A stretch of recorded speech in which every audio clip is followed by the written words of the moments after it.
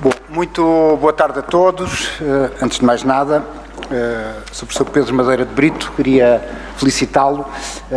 e dizer-lhe que é aqui uma honra estar nesta mesa presidido pelo Sr. Professor. Queria saudar todos os presentes, saudar em particular também aqui os meus colegas desta mesa, o Professor Barreto Menezes Cordeiro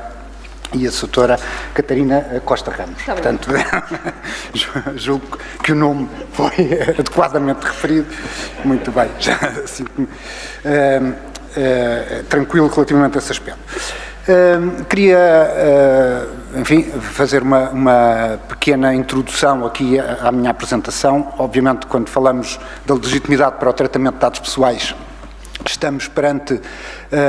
um tema de uma enorme vastidão, portanto, bastante extenso. Eu fiz aqui algumas escolhas para poder tratar este tema neste curto espaço de 20 minutos. Uma delas, em homenagem aqui ao Presidente do painel, foi tratar o tema da legitimidade para o tratamento de dados no contexto interno da organização, onde assume uma especial relevância a dimensão laboral, mas não só a dimensão laboral. E depois também como aparentemente estaremos à beira de finalmente ter, portanto, a lei nacional que vai regulamentar, que vai implementar o Regulamento Geral de Proteção de Dados para o ordenamento nacional. Como sabem, aqui no artigo 88 do Regulamento Geral de Proteção de Dados prevê-se que os Estados-membros possam, no domínio da organização interna, em particular no domínio laboral, haver que possam regular com algumas especificidades a questão laboral, e então eu iria a esse propósito também, enfim, tecer aqui algumas considerações, ver convosco o projeto de texto de substituição da proposta de lei 120/13, que no passado dia 10 de maio portanto, foi dado a conhecer e que, neste aspecto, se pode dizer que não altera substancialmente aquilo que já constava da proposta inicial. Portanto, está em causa o artigo 28. Queria dizer que, claro, nós falamos da dimensão laboral, mas quando olhamos para a dimensão interna, não é apenas a dimensão laboral que está em causa. Portanto, eu gosto de ver este problema numa perspectiva mais ampla, podemos chamar da perspectiva do governo interno da organização, portanto, onde estão em causa, digamos, os processos decisórios pelos quais a organização é gerida e é controlada, mas também, para além da dimensão estritamente laboral, determinados processos relacionados com a cultura que existe na organização, a percepção, digamos, omnipresente na organização sobre o modo como as coisas devem ser feitas, em particular no que diz respeito ao controle dos riscos a que a organização está sujeita e, finalmente, as políticas e procedimentos de controlo sobre a atuação quer dos titulares dos órgãos sociais, se estivermos a falar de uma sociedade comercial, quer do ponto de vista dos colaboradores, portanto, na dimensão de trabalho. Portanto, era esta a proposta que vos faria claro, quando falamos da legitimidade para o tratamento de dados pessoais, estamos a pensar, desde logo, aqui numa relação complexa entre as condições de licitude para o tratamento e o problema das finalidades. Portanto, tem que haver, digamos, uma base jurídica para que o tratamento possa ser feito, que há de ser na linha do que se estabelece na Carta dos Direitos Fundamentais da União Europeia, ou o consentimento ou outro fundamento legalmente previsto, e depois uma finalidade que seja uma finalidade legítima. Quando nós, portanto, percorremos as diversas hipóteses do artigo 6º do Regulamento Geral de Proteção de Dados, claro que encontramos ali situações que são muito características do que acontece numa dimensão interna da organização. Existem contratos que têm que ser executados e, portanto, há ali uma condição de licitude que tem a ver com a execução desse contrato. Existem procedimentos pré-contratuais que são solicitados por pessoas que querem estabelecer relações contratuais com a organização que legitimam o tratamento de dados. No domínio laboral, o problema dos interesses vitais é frequentemente relevante, no domínio de atividades perigosas, por exemplo, em questões de vida e de morte podem estar em causa, isso também legitima o tratamento de dados. Temos cumprimento de obrigações jurídicas, frequentemente, reguladas no Código de Trabalho e noutros diplomas, e depois deparamos com o problema do consentimento. Bom, aqui faço um pequeno parênteses, só para dizer algo que queria ter dito no princípio e que me esqueci, que é a doutrina nacional tem tratado já estas questões, portanto, da legitimidade para o tratamento de dados, destas bases jurídicas para o tratamento de dados pessoais. Não teria condições aqui de referir todos os autores que certamente mereceriam que eu os referisse, mas como temos aqui na mesa o professor Barreto Menezes Cordeiro, eu aproveito para fazer aqui publicidade aos excelentes artigos sobre o consentimento e sobre o interesse legítimo que encontrarão, quer numa publicação sobre fintech que foi editada no início do ano, quer numa revista, a revista de Direito e Tecnologia, onde muitos destes pontos estão aqui abordados. Bom, o problema do consentimento. O problema do consentimento no domínio das relações laborais é efetivamente um problema complexo, em virtude das características próprias da relação laboral. Existe um documento que toda a gente conhece, certamente, do Grupo de Trabalho do artigo 29, chamando a atenção precisamente para esta questão. O consentimento no domínio das relações laborais não deve ser, no essencial, a base jurídica para o tratamento de dados, porque o candidato ao emprego ou o colaborador estão ali numa situação relativamente precária. E por isso, se virmos, por exemplo, a secção 26 da lei alemã, se diz que quando pensamos no consentimento neste domínio laboral, só, em primeiro lugar, temos que levar em linha de conta o grau de autonomia do colaborador, portanto, em que circunstâncias este consentimento pode ser, efetivamente, consentimento livre, admitindo que se possa aceitar que o consentimento é livre quando o colaborador, de alguma forma, participa jurídico ou economicamente numa vantagem relacionada com esse tratamento. Bom, se nós formos ver o número 3 do artigo 28, portanto, da proposta de lei e do projeto de texto de substituição, deparamos aqui com uma solução que é difícil de compreender. Aliás, a própria CNPD, quando deu um parecer sobre este artigo 28, admitiu que se pudesse tratar de um lapso ou de uma gralha aqui neste número 3, porque o que se diz aqui é que, salvo norma legal em contrário, o consentimento do trabalhador não constitui requisito de legitimidade do tratamento dos seus dados pessoais, a linha A, se do tratamento resultar uma vantagem jurídica ou económica para o trabalhador, ou se esse tratamento estiver abrangido pelo disposto na linha B do número 1 do artigo 6º do RGPD, ou seja, se for necessário para a execução do contrato. Portanto, quais são as dúvidas que surgem aqui? A primeira dúvida é, parece que para esta proposta a base jurídica para o tratamento será essencialmente o consentimento no domínio das relações laborais, quando devia ser precisamente o contrário, e não é necessário consentimento se o trabalhador tiver alguma vantagem jurídica ou económica, quando devia ser precisamente o contrário. Quando ele tem uma vantagem jurídica ou económica, poderemos eventualmente aceitar que o consentimento seja juridicamente relevante. E depois a referência à linha B parece estar a excluir outras condições de licitude para o tratamento, o que não faz minimamente sentido, até porque no domínio das relações internas à organização, se calhar também no domínio das relações externas, a condição de licitude para o tratamento que saiu claramente reforçada e vencedora relativamente ao direito anterior, parece-me que é o tratamento com base nos interesses legítimos do responsável pelo tratamento ou de terceiro. E porquê? Porque, de facto, o tratamento que foi dado relativamente ao consentimento Portanto, esta imposição de que o consentimento seja livre, esta imposição de que o consentimento seja informado, esta imposição de que o consentimento seja explícito, se é que efetivamente o consentimento deve ser explícito, enfim, em linha com o que aqui ouvimos nesta primeira intervenção,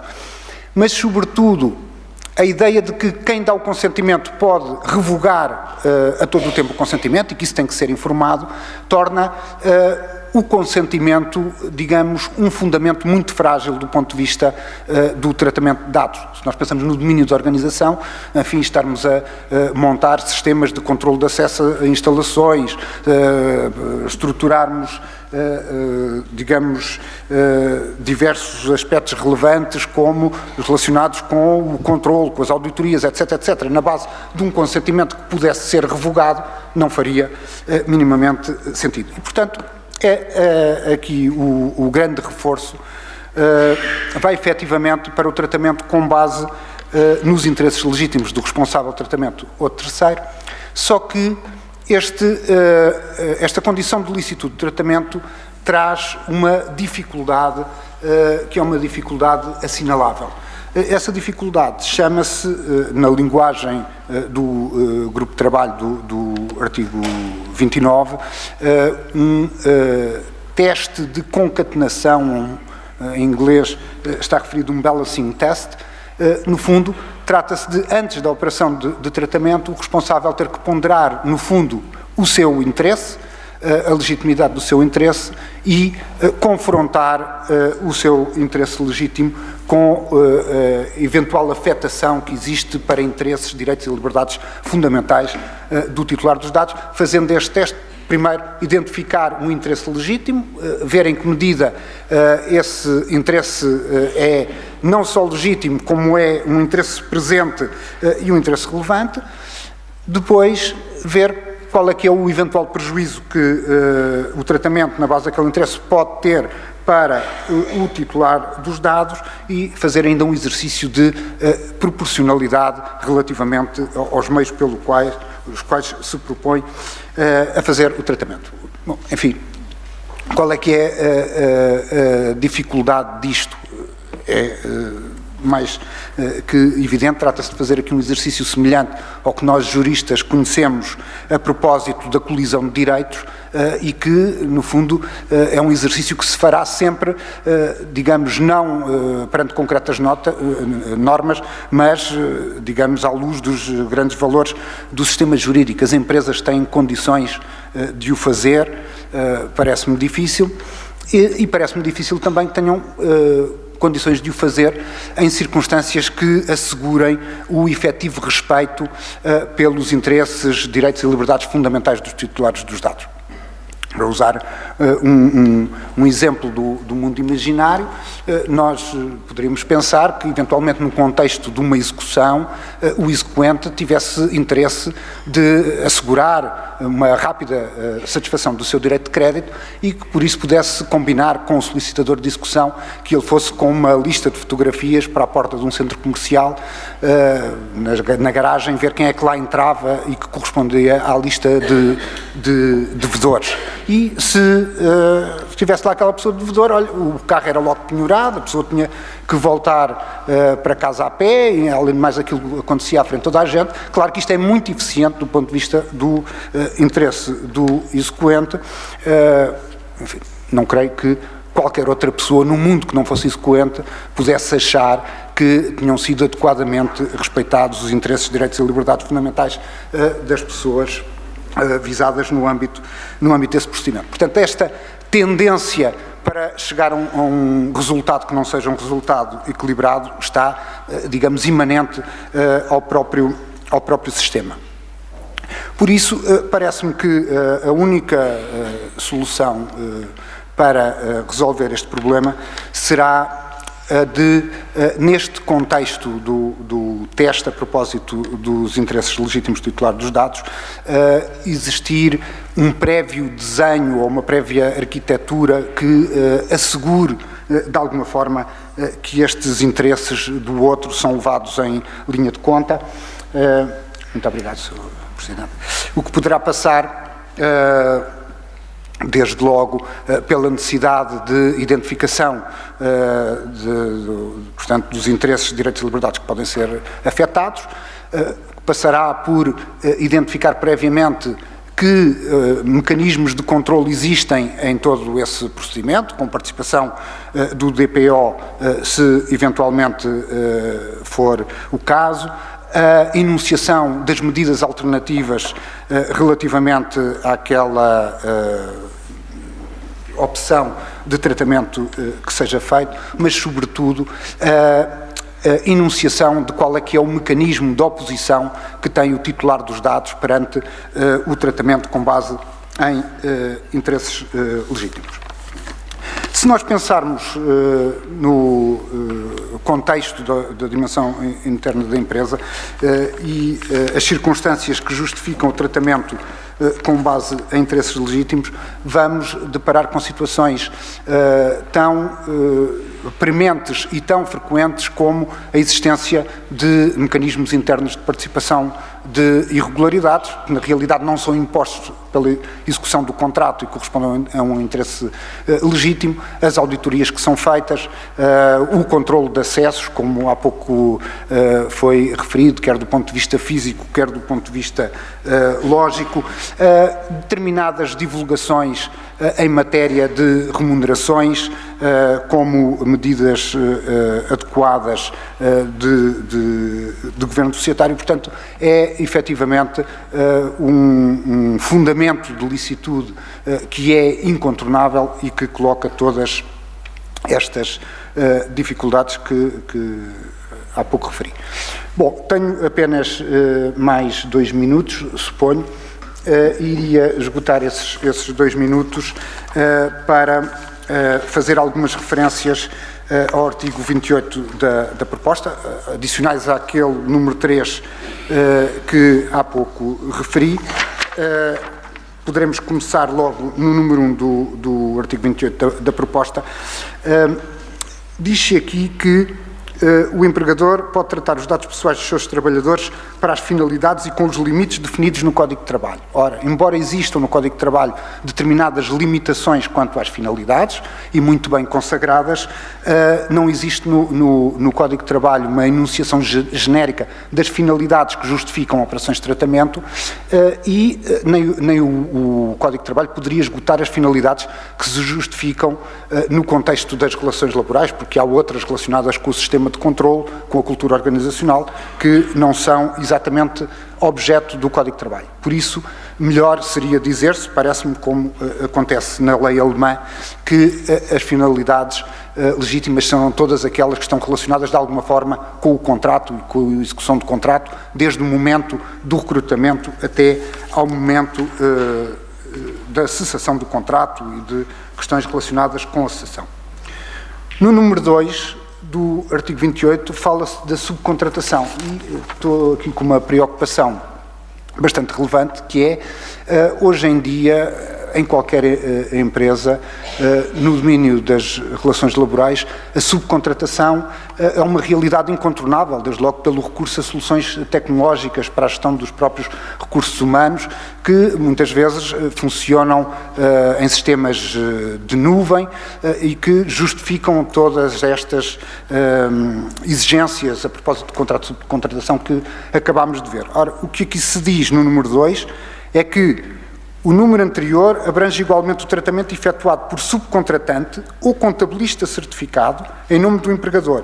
para fins de gestão das relações laborais, desde que realizado ao abrigo de um contrato de prestação de serviços sujeito a iguais garantias de sigilo. Parece que na subcontratação para o domínio das relações laborais é apenas necessário assegurar o sigilo e não todas estas medidas que agora acabamos de ouvir. Finalmente, quanto ao número 6, relacionado com o tratamento de dados biométricos, no número 6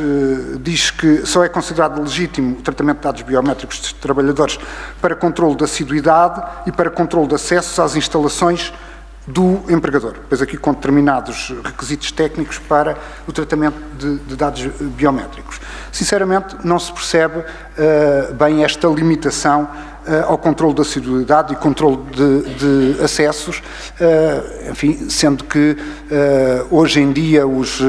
sistemas de autenticação nos mais diversos domínios vêem no tratamento de dados biométricos, obviamente com determinadas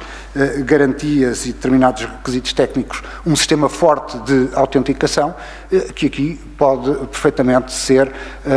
extrapolado para tudo o que seja controle de acesso ao sistema informático, a interação ao sistema informático do empregador, até num contexto de mobilidade na execução do contrato. Muito obrigado.